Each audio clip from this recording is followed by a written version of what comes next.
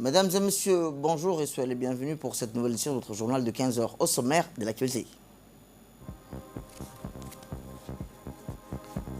À la une dans l'actualité nationale, partenariat public et privé entre le CASAF et le Sheraton Hotel.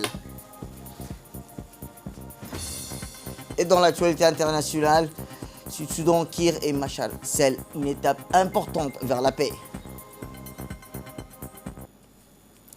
C'était le titre. Merci si vous nous rejoignez. Eh bien, le gouvernement de la République de Djibouti salue l'annonce par l'envoyé spécial des Nations Unies pour le Yémen de la mise en œuvre d'une trêve au cours de laquelle les opérations militaires seront interrompues pendant une période de 2 mois au Yémen et à la frontière saoudo-yéménite. Djibouti félicite les efforts déployés par l'envoyé spécial du secrétaire général des Nations Unies pour le Yémen pour parvenir à cette trêve qui s'inscrit dans la ligne de l'initiative annoncée par le Royaume d'Arabie Saoudite en mars 2021, qui prévoyait de mettre enfin la crise yéménite. La République de Djibouti exprime également son soutien aux efforts déployés par les Nations Unies et son organisation de réunions destinées à consolider la trêve ainsi que la mise en œuvre d'un environnement positif permettant aux différents protagonistes du conflit yéménite de lancer un processus politique paix durable et global, assurant par la même occasion la sécurité et la stabilité du peuple yéménite, frère dans l'ensemble de la région, et exhorte en même temps les partis yéménites de profiter de cette occasion pour exprimer et adhérer pleinement au dialogue et à la compréhension en tant que solution sûre, durable au conflit armé, afin d'arrêter les souffrances du peuple yéménite, de rétablir l'unité et l'indépendance du Yémen et de préserver ses acquis. Autre actualité nationale, eh bien, dans le cadre du gouvernement relatif à l'insertion sociale professionnelle des jeunes filles et femmes vulnérables de notre pays, le ministère de la Femme et de la Famille, à travers le CASAF, le Centre d'action sociale d'autonomisation des femmes, a paraphé hier une convention de partenariat avec le Sheraton Hotel. Le but de cette convention est de mettre en place un partenariat public-privé entre le CASAF et le Sheraton Hotel pour répondre à la politique gouvernementale relative à l'insertion sociale, professionnelle des jeunes filles et femmes vulnérables qui sont en échec scolaire et qui ont bénéficié d'une formation professionnelle dans le dit centre véritable levier vers l'inclusion socio-économique. Eh bien, cette cérémonie de signature de convention a vu la participation de la ministre de la Femme et de la Famille, Mme Mouna Ousmane Aden, du directeur général du ressort Sheraton Hotel, Mario Mustafa Fodil, de Gaël Olivier, représentant adjoint du PNUD, du représentant du PET, de l'Union européenne, Peterson Kachka, la directrice du centre CASAF, Mme Miem Ayo Lishoch, et le coordinateur du PNUD du projet, FEMI, même la directrice de la PDG, Yasmine Olnadir, ainsi que le conseiller du ministère de la Femme et de la Famille et du Sheraton Hotel. Eh bien, après les civilités appelées au cours d'un échange entre les deux parties, on en est passé à la signature de la convention bipartie de la cérémonie, fut clôturée autour d'une pause. Le programme, dans ce sens-là, est de vraiment concrétiser suite à une recherche, une évaluation des besoins en termes de formation et quelle serait l'utilité pour ces jeunes apprenantes qui quittent ce centre de formation pour pouvoir faciliter leur insertion socio-professionnelle sur le marché du travail. On a abouti à arriver à cette convention de partenariat, surtout pour que nous puissions donner une capacité professionnelle, une capacité technique d'intégration de ces jeunes filles sur le milieu du travail. C'est vraiment une opportunité pour le ministère de la Femme de pouvoir travailler avec nos partenaires, que ce soit nos partenaires techniques et financiers, mais également maintenant nos partenaires professionnels, que sera donc l'hôtel Sheraton, qui est donc l'un des premiers hôtels qui a ouvert ces possibilités de pouvoir accueillir ces jeunes apprenantes et pouvoir leur donner plus de capacité dans ce domaine-là. L'objectif est de vraiment identifier les besoins. On a identifié les besoins en formation professionnelle pour atteindre donc les objectifs voulus pour que ces jeunes filles vulnérables puissent avoir accès au secteur du travail. Il est attendu dans ce programme qu'on puisse avoir à peu près 1120 jeunes filles qui puissent profiter tout au long du projet d'un programme que nous avons avec nos partenaires de l'Union européenne à travers le PNUD, à ce que ces 1120 filles soient formées. Eh bien, un partenariat, la radio et télévision, en collaboration avec le groupe Abou Ahmed, ont organisé un programme Mustaqbal Tour Ramadan qui est diffusé sur la chaîne 1 à 6 h du soir et c'est rediffusion à 5 h, ainsi que le programme Maël sera divisé en 3 langues. Ces 2 programmes est présenté par nos 2 collègues, Mahad Abdi et Chakri Elle fait Guélé et Faisal Ahmed il prend en charge le jury. Les gagnants du premier épisode, les Gal Ramadan, ont reçu leur prix au siège du magasin Al-Naga de l'élégance dépendant du groupe Abou Ahmed. Les membres du programme, les gagnants ont été chaleureusement accueillis par les propriétaires des magasins l'élégance dépendant du groupe Abou Ahmed, M. Abdulrahman Ahmed Taha, propriétaire de la fondation Abou Ahmed, et tous les employés. Rappelons qu'un certain nombre de jeunes hommes qui ont eu la chance de gagner ces prix, après avoir répondu aux questions qui ont été transmises au public, ont reçu un prix de 20 000 laissant sur un costume.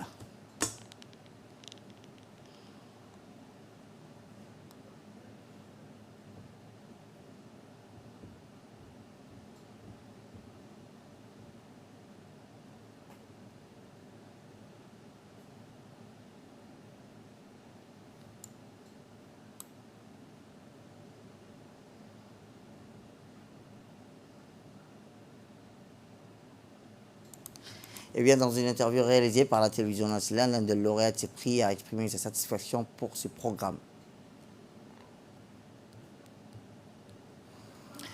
Eh bien, d'autres actualités, dans le cadre des programmes de promotion des pratiques sociales essentielles à l'UNFD, en collaboration avec l'UNICEF, en partenariat avec le comité de gestion de communautaire de Blabla 9, ont organisé un dialogue communautaire à l'alimentation, du nourrisson et du jeune enfant, suivi d'une démonstration culinaire au profit des femmes enceintes allaitantes. Nous reviendrons dans nos prochaines éditions. Eh bien, le colonel Zakaria Hassan Aden, chef d'état-major de la gendarmerie nationale, et le colonel Ruziro Capodilto, commandant de la MEDIAF 16, ont co-présidé dimanche dernier une cérémonie de clôture conjointe de la formation en maintien de rétablissement de l'ordre public et à la formation de l'antiterrorisme.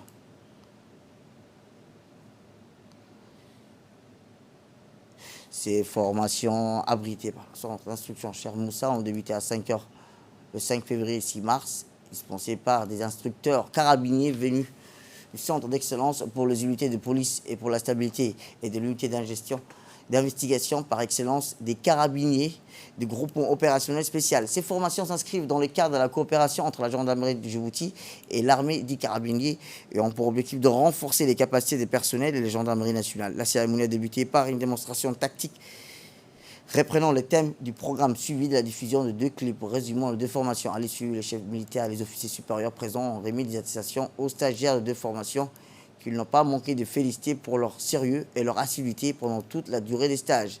À leur tour, les instructeurs ont reçu des mains du chef d'état-major des représentants des guises de remerciements. D'ailleurs, le colonel Zakaria Hassan Aden a profité pour rendre hommage appuyé aux instructeurs pour leur abnégation et engagement.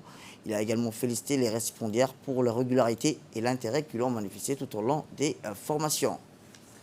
Sport à présent, où l'association des sourds et malentendants, en collaboration avec la société gestion terminale à conteneurs, a lancé hier soir au complexe sportif de Roi Fahad le championnat football des jeunes à besoins spéciaux. Pour leur match d'ouverture, c'est l'équipe de Boulahaus et celle de Balbala qui était au programme devant une foule en liesse.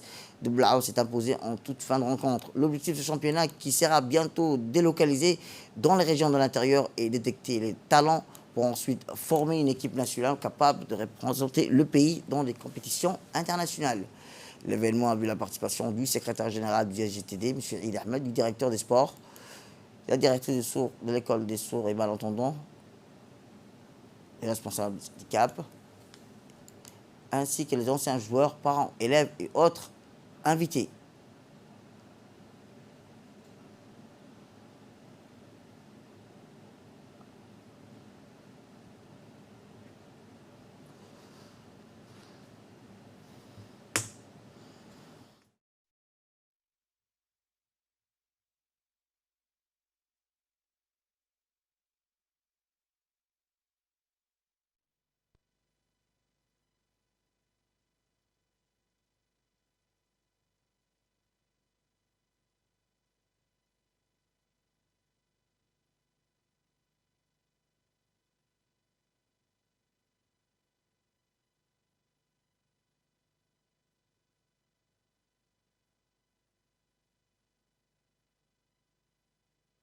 Je suis ravi d'être parmi vous ce soir. Au nom de la direction de la SGTD et du personnel de la SGTD, en fait, nous sommes ravis d'être là. Et juste pour vous dire que la société de terminal à conteneurs de Djibouti se tient toujours auprès des personnes à besoins spéciaux. Nous avons été très sensibilisés par les arguments et la présence de M. Abdelrahman, ici présent. Et la collaboration avec l'association des malentendants et des sourds et malentendants a commencé il y a 2 ans de cela. Et nous allons continuer d'être en support, en collaboration avec vous et surtout avec le ministère de la Jeunesse et des Sports. Donc félicitations encore et bonne continuation. Et voilà, merci. Bien, comme je vous disais, l'objectif de ce championnat qui sera bientôt délocalisé dans les régions de l'intérieur et détecter les talents pour ensuite former une équipe nationale capable de représenter le pays dans les compétitions internationales. La première des choses, c'est de lancer un championnat pour les malentendants en collaboration avec l'association djiboutienne des malentendants. Et ici, vous voyez des responsables de différentes structures telles que la Fédération djiboutienne de football, des anciens sportifs, la direction du complexe Ouafat et un grand sponsor qui est la SGTD, qui au passage je remercie sincèrement. Et la deuxième chose qui nous a réunis ici, c'est ce championnat. Et ce championnat, il a pour objectif de créer, de sélectionner et d'avoir une équipe nationale jeune des personnes malentendantes qui pourra représenter Djibouti et qui tout d'abord va se déplacer dans les régions de l'intérieur pour jouer contre une sélection de malentendants au niveau de Kil, Ali Sebiye, Tojora, Obok et Arta. Et le ministre, la dernière fois, a déjà donné les instructions à la sous-direction des régions pour qu'ils puissent se préparer déjà et sélectionner des jeunes malentendants. Et bien avant la sélection, il y a le championnat qui sera lancé. Ici, nous avons vu 3 équipes qui représentent la commune de Balbala et une équipe de la commune de Boulaous.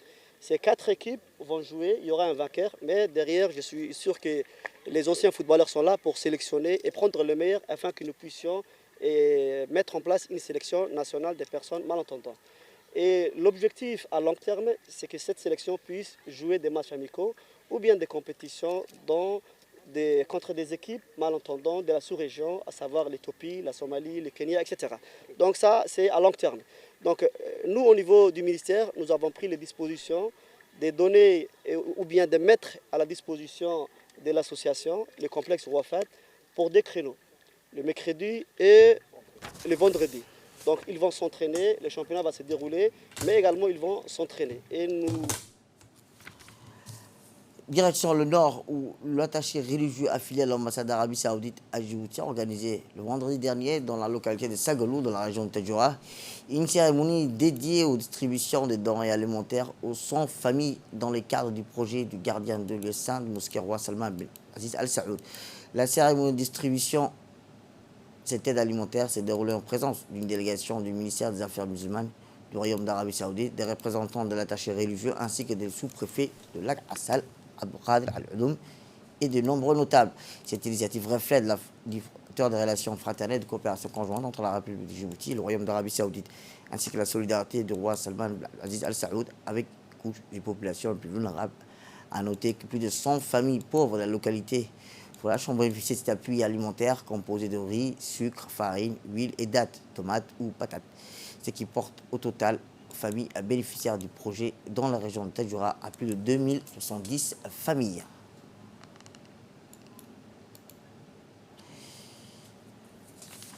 Eh bien, une opération conjointe menée par la garde-côte djiboutienne et de la Marine nationale a permis de porter secours à une embarcation surchargée transportant des migrants clandestins. En effet, l'embarcation de type Galba transportait 150 individus et plus de 144 hommes, 6 femmes, toute origine éthiopienne, a été secourue au large de Godoria par les équipes de patrouilleurs de surveillance maritime. Dans le cadre de cette opération, 3 passeurs yéménites ont été interpellés pour leur implication dans les trafics d'êtres humains et seront traduits devant la justice. Les migrants ont été dirigés vers la direction des opérations de la garde-côte djiboutienne, au port de pêche où leur arrivée, ils ont bénéficié d'une assistance humanitaire en eau et en nourriture. Ils ont ensuite été remis à la police nationale afin d'être rapatriés vers leur pays d'origine. L'enquête a été confiée à la brigade de recherche et d'investigation des affaires judiciaires de la garde-côte, tandis que l'embarcation a été placée sous saisie dans l'attente d'une décision de la justice. Cette opération est un nouveau témoignage de l'engagement permanent de l'excellence de la collaboration entre les institutions maritimes qui veillent constamment à la sécurité et la sûreté maritime nationale.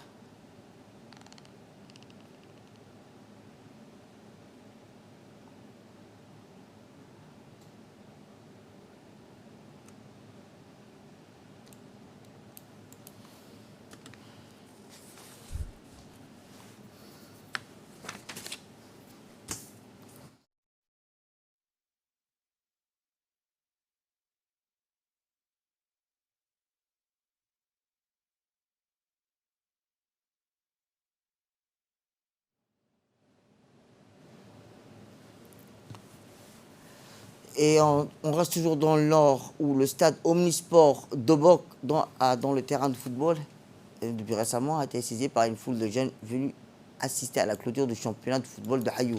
Un programme, les défilés les plus engagés dans ce championnat est un football époustouflant qui a opposé les clubs de la cité du PNUD à l'équipe de la préfecture. Et bien finalement, le victoire revient pour la préfecture de football. Club devient ainsi champion de la saison.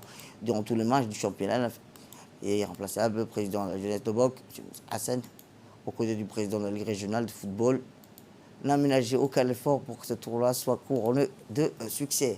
Cette finale a vu la participation du préfet Abdelmalik Mohamed Banoita, du président du conseil régional d'Obok, du vice-président du conseil régional de Tadjoura, du président de la Ligue régionale de football, ainsi que son homologue de Tadjoura, Cyril Bouha.